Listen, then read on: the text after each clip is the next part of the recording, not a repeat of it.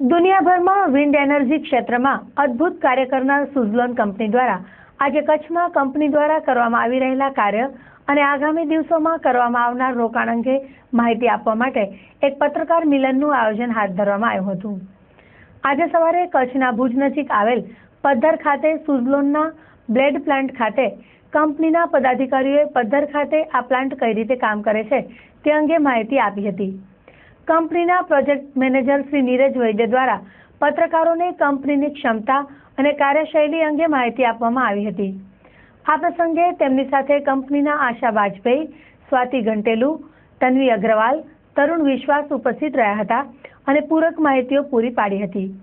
ખાસ કરીને green energy ક્ષેત્રમાં કંપની કઈ રીતે કાર્ય કરી રહી છે અને કોઈ પણ પ્રકારના પ્રદૂષણ વગર જેટલી એનર્જી વપરાય છે તેટલી જ એનર્જીનું ઉત્પાદન આ પ્લાન્ટ કરતું હોવાનું તેમણે જણાવ્યું હતું। ખાસ કરીને વૈશ્વિક મંદીના સમયમાં ભારત દેશમાં વિન્ડ અને સોલાર ટેકનોલોજી આધારિત પાવર સ્ટેશનોની ડિમાન્ડ વધી હોવાનું તેમણે જણાવ્યું હતું। ખાસ કરીને કચ્છમાં 2000 મેગાવોટ વીજળી ઉત્પાદન તરફ કંપની અગ્રેસર હોવાનું જણાવીને પવનચક્કીને અનુરૂપ બ્લેડ બનાવવા માટે આ પ્લાન્ટની ક્ષમતા વધારવામાં આવશે તેમ શ્રી વૈદ્યએ જણાવ્યું હતું।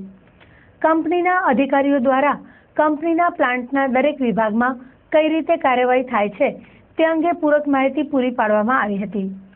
ચંચળ ન્યૂઝના ન્યૂઝ એડિટર શ્રી સંજય ઉપાધ્યાય દ્વારા આ ટેકનોલોજી સંલગ્ન બાબતો પર પ્રશ્નો પણ પૂછવામાં આવ્યા હતા।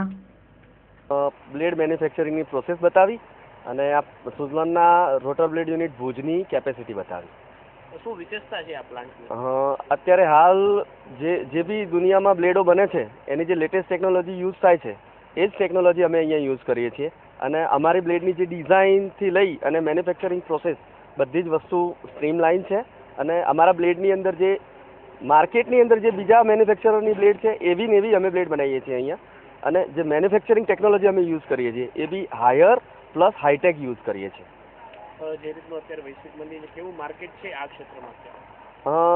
ભવિષ્યની અંદર ફોસિલ ફ્યુઅલ ઓછું થતું જાય છે એમ કરીને ભવિષ્યમાં જે રિન્યુએબલ પાવર છે એની રિક્વાયરમેન્ટ વધવાની જ છે અને દરેક ક્ષેત્રની અંદર પાવરની રિક્વાયરમેન્ટ વધતી જાય છે એ પ્રમાણે રિન્યુએબલ એનર્જીનું ભવિષ્ય બહુ સારું છે। જે ગ્રીન એનર્જીની વાત કરી આખા પ્લાન્ટમાં તમે કીધું ક્યાંય બી ટોટલી ગ્રીન એનર્જી ઉપર જ આખું ફોકસ કર્યું છે, શું છે ગ્રીન એનર્જીની અંદર? જે આપણે નોર્મલી જે ગવર્મેન્ટની ઇલેક્ટ્રિસિટી આપણે યુઝ કરીએ છીએ એ જ ઇલેક્ટ્રિસિટીની સામે અમે લોકો ગવર્મેન્ટને ઇલેક્ટ્રિસિટી આપીએ છીએ અમારી વિન્ડમિલ્સ લગાવી। વિન્ડમિલની અંદર કોઈ પણ જગ્યાએ ફોસિલ ફ્યુઅલનો યુઝ નથી થતો, બધી જગ્યાએ natural energy in the sense કે વિન્ડ એનર્જીનો યુઝ થાય છે। બધી જગ્યાએ ગ્રીન એનર્જી યુઝ કરીએ છીએ। દરમિયાન પદ્ધર પ્લાન્ટની મુલાકાત બાદ ભુજ ખાતે સુઝલોનના ટ્રેનિંગ સેન્ટર ખાતે સુઝલોન ગ્રુપના ચેરમેન શ્રી તુલસીભાઈ તંતી દ્વારા પત્રકારોને સંબોધન કરવામાં આવ્યું હતું।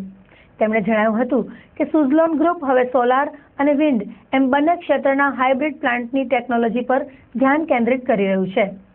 ખાસ કરીને ગુજરાત સરકારની આગામી પોલિસી પર તેમની નજર છે અને જે રીતે વડાપ્રધાન શ્રી મોદી ગ્રીન એનર્જીને પ્રોત્સાહન આપી રહ્યા છે તેને જોતા ગુજરાત સરકાર પણ આ ઇન્ડસ્ટ્રીઝ માટે ખાસ પોલિસી જાહેર કરશે જ અને સુઝલોન ગ્રુપ ભારતમાં ડિમાન્ડને ધ્યાને રાખીને પ્લાન્ટ વિસ્તરણ સહિતની કામગીરી પૂરી કરશે। ખાસ કરીને ભારતનું રિન્યુએબલ એનર્જી ઉત્પાદન માટેનું ટાર્ગેટ 2022 સુધી 175 ગીગાવોટનું છે અને હાલે આપણે માત્ર 35 ગીગાવોટની આસપાસ ઉત્પાદન કરી રહ્યા છીએ।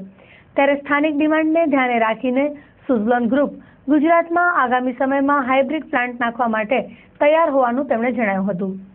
ચંચળ ન્યૂઝના એડિટર સંજયભાઈ ઉપાધ્યાય દ્વારા સ્થાનિક લોકોને રોજગારી અંગે પ્રશ્ન પૂછવામાં આવતા શ્રી તુલસીભાઈ તંતીએ જણાવ્યું હતું કે સ્થાનિક કક્ષાએ રોજગારીની તકો પૂરી પાડવામાં આવી રહી છે તેમજ જરૂર પડે તે રીતે યુવાનોને ટ્રેનિંગ માટે બહાર મોકલીને પણ રોજગારી પૂરી પાડવામાં આવી રહી છે।